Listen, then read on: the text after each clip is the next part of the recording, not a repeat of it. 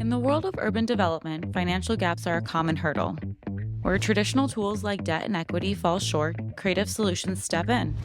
Stacking public financing tools like tax increment financing and brownfield remediation grants with traditional finance mechanisms like debt and equity, we can turn ambitious projects into reality. But how do these tools really work, and can they be leveraged at scale? To answer those questions, I'm joined by Ken Kalynchuk from Project Management Consultants. Ken has spent his career navigating the complexities of development finance, ensuring that projects not only get funded, but also deliver lasting value. From redeveloping legacy buildings to attracting transformative investments, Ken's work demonstrates how finance can bridge the gap between vision and execution. Together, we'll dive into the tools driving these projects, the challenges developers face in today's high-cost environment, and what lessons other regions can learn from Ohio's proactive approach to development incentives. I'm Kate Gasparo, and this is Building Better Cities. We met each other working in the urban development scene in the Midwest. And you've been in this space for quite some time. You're part of the sausage making at the beginning of a project, but also throughout projects to make sure the right resources are there so that projects can move forward. And we talk about right resources, we're talking about money. So Can you just explain what services PMC is providing and what is your superpower that you bring to this space? Of course. So we are a structured finance firm. We work in the space of anything that isn't straight up equity or straight up debt. There are enough equity and debt brokers out there. We don't need to play in that space, but we work with our clients to help figure out when they have a financing gap, what other resources might be able to be brought to the table in order to close that financing gap and allow a project to move forward. For example, local tax incentives like property tax abatement, tax increment financing, low interest loans from your local government, county or state government, or incentives at the state level like historic tax credits, mixed use tax credits, opportunities at the state level, or federal resources like EPA grants, like historic tax credits at the federal level, office conversion incentives. So we play in any space that isn't debt or equity, which, across the country, there's hundreds of different levers you can pull to help get a project done. And maybe we could compare that to something that's more traditional. So if I was going to be building let's say a 10 flex myself, a residential 10 unit development in an urban area, and I'm going to use traditional mechanisms, what would that look like? The traditional capital stack in a real estate project is debt and equity. You don't want to put 100% equity in there. You are probably not well-resourced enough individually, most of us at least, to be able to pay for a project. The best way to maximize returns and share the risk is to bring in a bank for, let's say, 70 to 80% of the capital stack at a lower interest rate than what your return is going to be on the deal. But when there's a market failure, when costs are higher than value, which is what we see a lot, especially in the Midwest, you have a financing gap that comes about. So to balance your total financing mechanisms with your costs, you need to find other tools to come in, plug that financing gap, and allow your project to move forward. Are there types of projects that you cater to more so than others because of this differential between value and cost? We work with all different property types, retail and mall redevelopments, historic building conversions, ground up mixed use.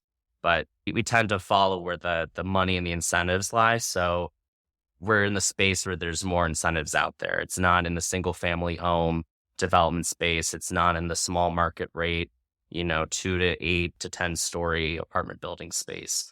It's larger projects. Usually there's significant job creation, a story we can tell on how it'll positively impact a community. And there's a cross-cutting trend of challenges in a marketplace that are so strong that governments had to create incentives to help make deals move forward. And I can imagine that those trends have changed over time.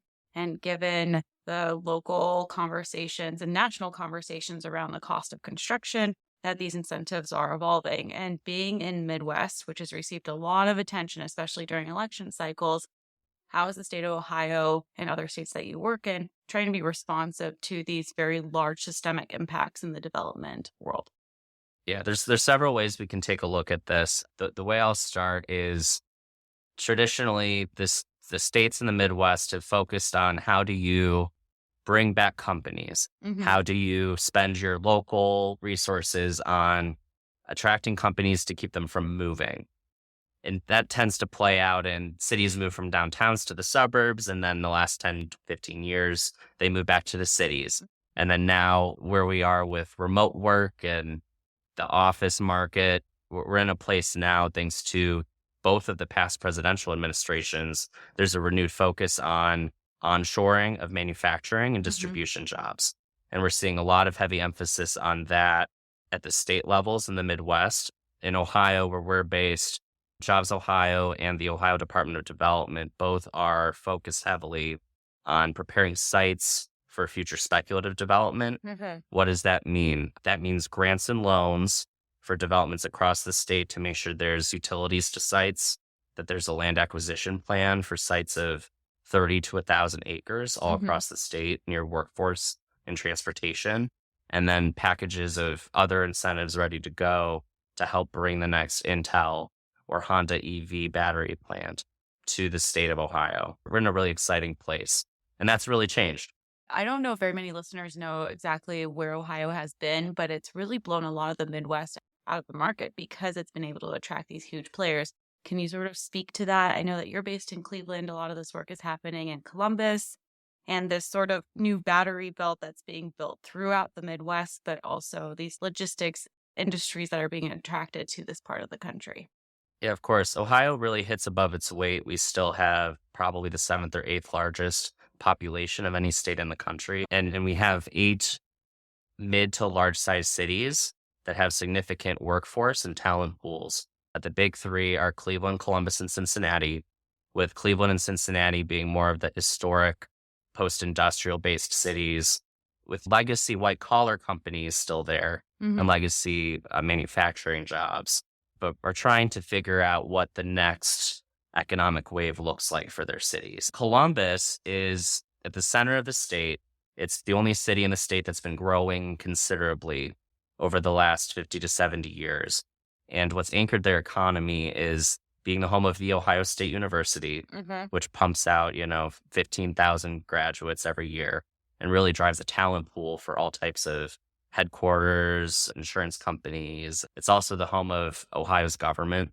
So that really helps recession-proof the economy of a city like that. You have a bunch of insurance companies like Nationwide, you have the university, you have state government, and then a lot of headquarters that have really helped Columbus be a buffer.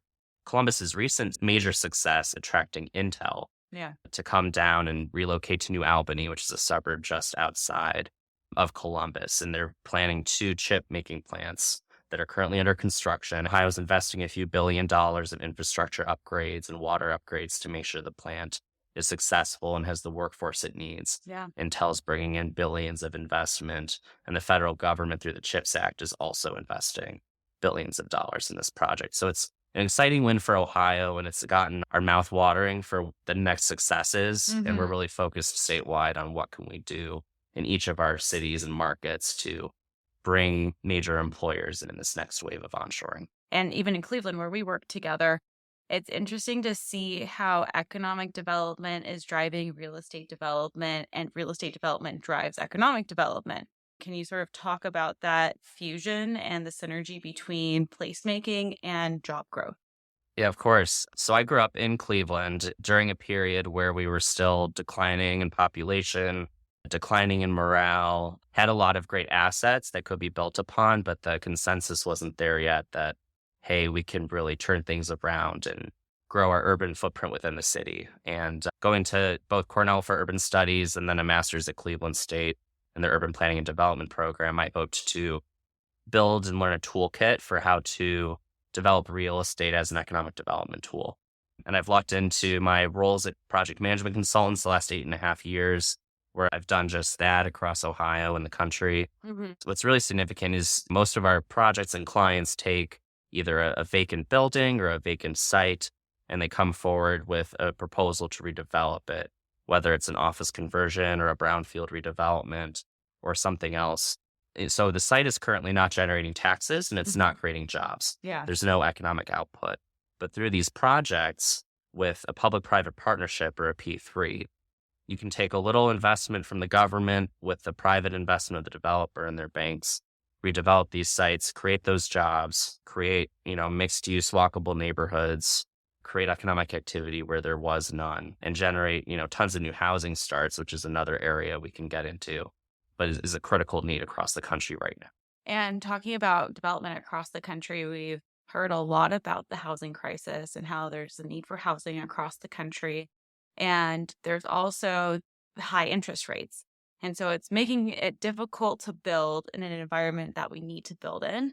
And we're having this conversation in California right now, which has its own challenges when it comes to development. And Ohio seems to be having some success in attracting companies to come in, investments to come in by providing these incentives and these different programs that you work in. So I was wondering, what are some lessons learned from the work that you've been doing in Ohio and the programs that the state has put in place that other states could look to stimulate their own development in such a difficult environment to build? Ohio's really leading the nation in what you can do with targeted investments and incentives for different types of projects to help your cities thrive. The biggest program that we've worked on recently is the Ohio Brownfield Remediation Program. And you and I worked on that together with a project in Cleveland. This program is incredible. Each year, more or less in the last 4 years, it's invested $175 million into the redevelopment of brownfield sites across the state. And the definition of brownfield was expanded to include asbestos remediation projects. So a project who was an office building built before 1970 that has asbestos could apply for a few million through this program to remediate the asbestos in the building and do some interior demolition. And that helped close the financing gap on a project, make it closer to what a greenfield site's costs would be, and allowed those projects to move forward. And we saw this all across the state. Another great tool that the state of Ohio has implemented is the Ohio Opportunity Zone tax credit. What that did is encouraged investors to invest their own personal equity into deals in Ohio Opportunity Zones for a one-time 10% Ohio income tax credit on their investment. And that allows you to do two things. It allows your investors to get an additional return on their investment. But if you don't want to reinvest that credit proceeds in the project, you can give it to the investor as a short-term return during construction. What this credit might allow you to do, depending on how you structure it, is benefit your investors during the construction. And something else great about this program is you don't have to comply with the federal OZ program. It just has to be structured in a similar way at the state level. Okay, interesting. So you've talked about grants, so free money for projects. Correct. Then you have low interest loans, so where you're getting cheap debt. That you have to repay. That you have to repay, yes. Way less valuable.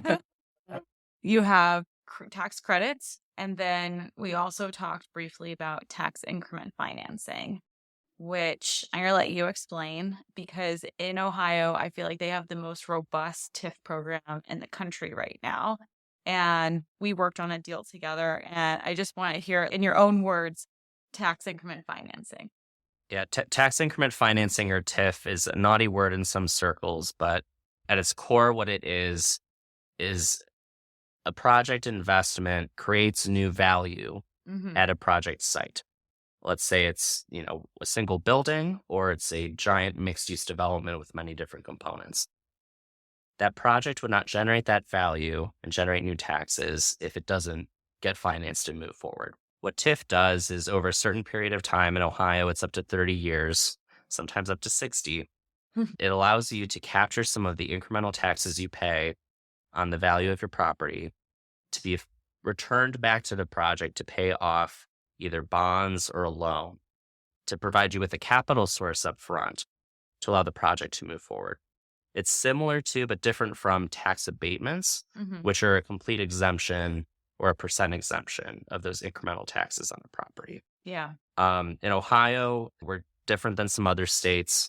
We have district TIFs, which are your typical infrastructure funding source for larger projects. So incremental value created by private development can be used to finance the public infrastructure on a site. Let's say it's a parking garage or streets or park space, something like that. In Ohio, we also have private project TIFs. So if your project is an office conversion downtown or a new mixed use development in the core of a suburb, you can use a private TIF to finance the ground up vertical construction Yeah. on private property. The nuance with that is you have to find a way to qualify it as an economic development project. Ohio's unique in that it allows these private TIFs to move forward. And Ohio as a state is more inclined towards TIFs rather than abatements. Are they used differently depending on what jurisdiction you're in? It's very much a mixed bag depending on the project type and the jurisdiction. Mm-hmm. To do a tax abatement, you need to set up a larger zone at the state level that multiple projects can apply for and negotiate for. TIF is definitely a case by case basis and requires more legislative buy in. Mm-hmm. So it really depends what your needs are, what the government's willing to do, and how you can monetize or best use one of the incentives to make your deal move forward. Yeah. Because what I found working between Michigan and Ohio, or more specifically Detroit and Cleveland, was that Detroit was very much interested in abatements. So how can we reduce taxes to incentivize development to happen, as opposed to in Ohio, where they weren't looking at abatements. They were looking at bringing this additional value or this revenue stream from the tax increment that's built over time into the development. So it's either this incentive through a discount or this incentive through a new revenue and value stream. Actually, Columbus, Ohio just expanded their CRA tax abatement area to be the whole city. They're really focused on investing in new housing and bringing in tens of thousands of new units over the next decade. Oh, And interesting. part of that plan was to expand the CRA area, include some workforce housing requirements Okay. for projects that apply to that. Some challenges you face when you have a tax abatement versus TIF is when taxes are high like they are in the Midwest. In Cleveland, they're above 3.5% of your county appraised property value. If your property's taxes are abated for a certain period of time and then you go from that to paying full taxes, there's a cliff. And it creates this conundrum for developers and investors of, do you hold long term or do you sell within a few years of completing a project to maximize that value? So as you're working with clients, I am always interested in how mature or knowledgeable they are when they come to you. And why would they come to you? Is it that they know about all these programs and they just need somebody to help them harness it? Or are they coming to you because they have a problem? How do I get my project off the ground? And you're working with them on what that capital stack looks like and creating a strategy together so that you can bring the project from an idea to conception. We have a broad range of client experience types. Some companies or developers have significant experience with certain incentives, but not with others. Yeah. And they still have a gap and they come to us to figure out, hey, we can handle the historic tax credits and the tax abatement, but what else can we bring to the table to get our project closed within 6 months? Okay. Other clients, typically have done ground up residential projects and want to get into a new space. So we're there to handhold them in identifying all the incentives that could be used, helping them figure out which ones are most accretive to the project. And then we work through the closing process to make sure all the various sources work together. For example, that the lender understands how the cash flows are going to come in from the tax credits or why we valued the tax abatement or TIF in a certain way to support our clients. So there's a broad range of items we can go through. Another prep question that we were talking about earlier, typically in the old world of finance before rates skyrocketed and costs went out of control, you had a general sense for every project type, what percentage of equity you could put into a deal to get a return that was minimum for your investor and what the loan terms may look like. Let's say it's the Midwest. You knew you had probably a 10% gap in your capital stack. And you'd come to us and we could help fill that with one or two programs. But the place we're in right now is you don't really know what the bank terms are going to be. They're fluctuating so much, or the increase in rates has doubled what your monthly payment would be on the same loan that you could have gotten 2 years ago at 3.5%. So your bank debt is shrunk. Maybe your investor group is willing to put in more equity than before, but your gap is now 20-30%. So our mindset and our approach has shifted for a lot of our clients to figuring out all the programs pursuing as many as possible, recognizing that there will still be a gap. Mm, And then our clients wait for the right moment for rates to come down, for costs to slightly come down, and then yeah. pull the trigger at the right moment. Interesting. But they take a lot of interest rate risk if they're closing on deals right now because they're hoping and expecting and planning to refinance at a lower rate Yeah. in 2 years. And if that doesn't happen, some folks will be in trouble. Can you talk us through maybe a case study or a client that would make this a little more tangible to listeners? Yeah, of course. One of our most complex and my favorite recent projects was the redevelopment of the Union Central building in downtown Cincinnati. Mhm. It's a really cool historic skyscraper, wedding cake style, overlooking the Ohio River.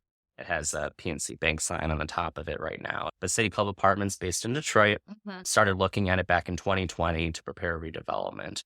And they knew some of the incentives they wanted to use on the project, but approached us to help figure out what they could do to close their gap. Hmm. And then the costs went up 20%, and we had to figure out even more, what sources could we really wrestle to the ground Yeah. to help get that deal closed and over the finish line. So at the end of the day, that project had a bank loan. It had federal historic tax credits. It had the maximum Ohio historic tax credit of 5 million. Mhm. It had Ohio Opportunity Zone tax credits on their significant equity investments. It had tax abatement and TIF from City of Cincinnati. Wow. So it was a wedding cake, just like the design of the building, Yeah. of various incentives to help close that gap.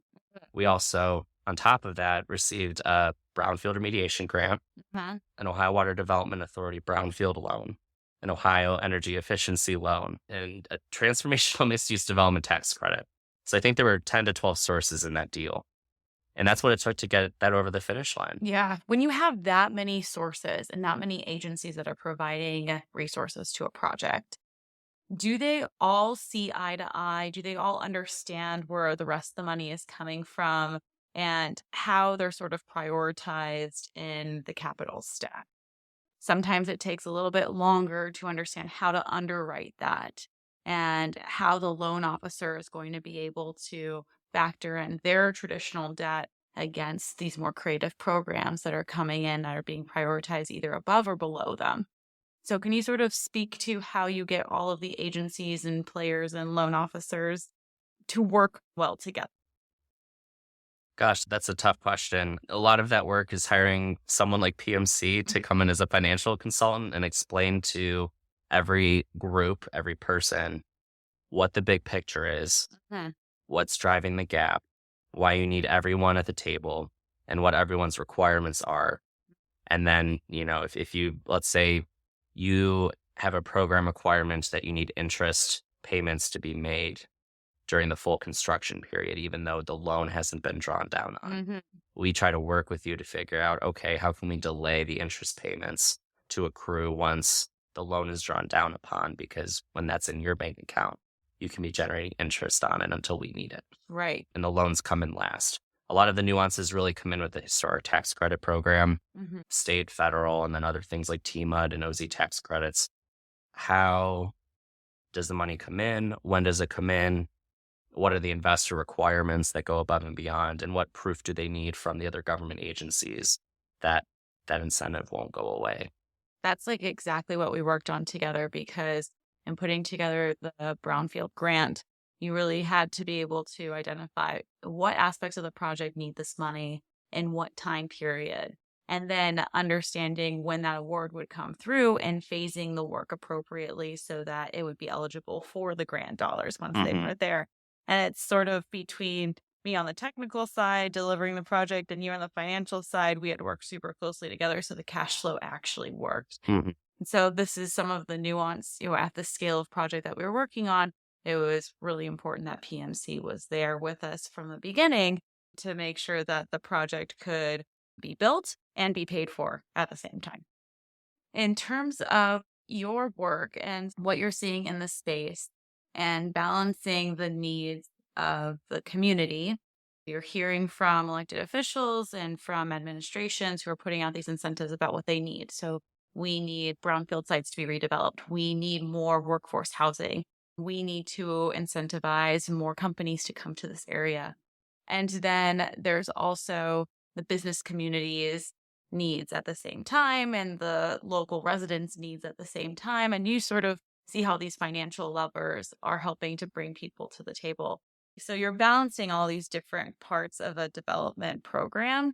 And I'm curious where you sit in this process, how you're able to help developers achieve what they need to get a project off the ground, but you're also really helping governments achieve what they need by getting the incentives to developers. So can you sort of talk through that a Yeah, of bit? course. That's a great question. It's important to recognize that capital is mobile.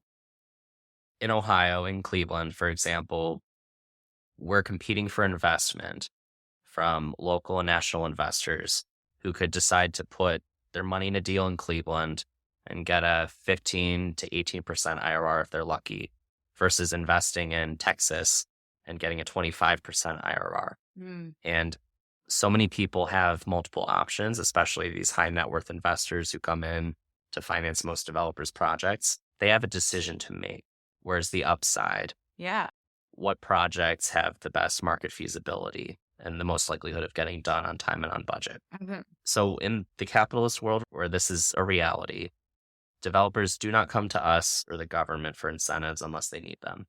If there wasn't this gap between value and costs in the Midwest or for certain project types across the country, the need for our role wouldn't exist. Each deal has the benefits of redeveloping vacant space, Mhm. probably, or a brownfield or historic building. It comes with the benefit of new jobs and the new retail and restaurant spending activity that comes from new residents or new workers being in a space or in a community. But governments, understandably, from a policy perspective, want to maximize the community benefits if they're giving up any potential tax revenue at all in the form of a grant or a loan or a tax credit or an abatement or a TIF. So there's a balance there. There's a nuance. And that's part of the storytelling Uh-huh. that we work with our clients and with governments on is, okay, what are the community benefits? And we encourage our clients to come to the table with full transparency. What are we willing to commit to in exchange for receiving this positive benefit to the project? And candidly, some communities keep trying to impose more and more strings and Yeah. red tape that make these incentives not worth it to projects because of brain damage, legal fees, compliance fees, reduced returns, increases in costs. And I'd say, if the red tape involved in a program is more than 50% of the value, it it's not going to be worth it to a project. They'd rather just not invest there or not invest in that deal. So there's a real nuance there if the goal is to get a project done. And I'm curious in PMC's position and the longevity and the expertise you have in the Ohio market as well as other markets. How do you advocate for or help to write policies or programs that are more successful at the state or local level? Do you work with agencies and administrations to make sure that the programs that they're putting together are actually going to be viable candidates for developers?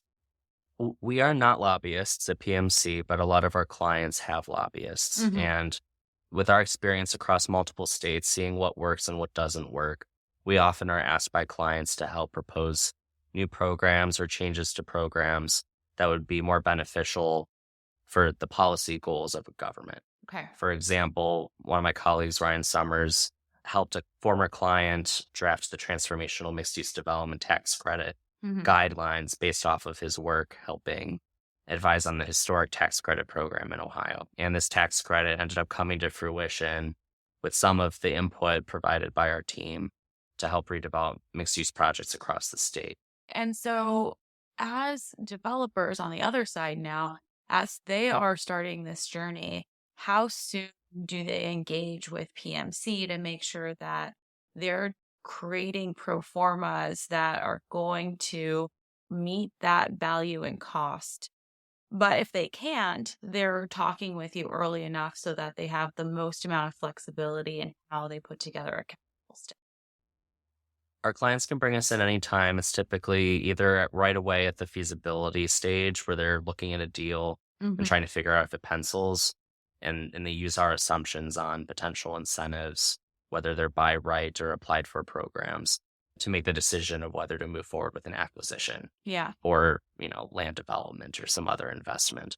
But we also tend to be brought into a lot of projects when they're in emergency mode. There's been significant investment of equity in renderings and drawings and acquisition, in building permits, but there's not enough cash to close on the bank loan. Yeah. And so people are panicking and they come to us, help, we have a 5% gap. What can we do to help close that? So I'd say anywhere from feasibility to 3 months to close, or acknowledge that just won't close until you use our help to figure out how to close it. We are seeing these trends evolve because of how difficult the building environment is right now, which is really what I want you to sort of talk through next.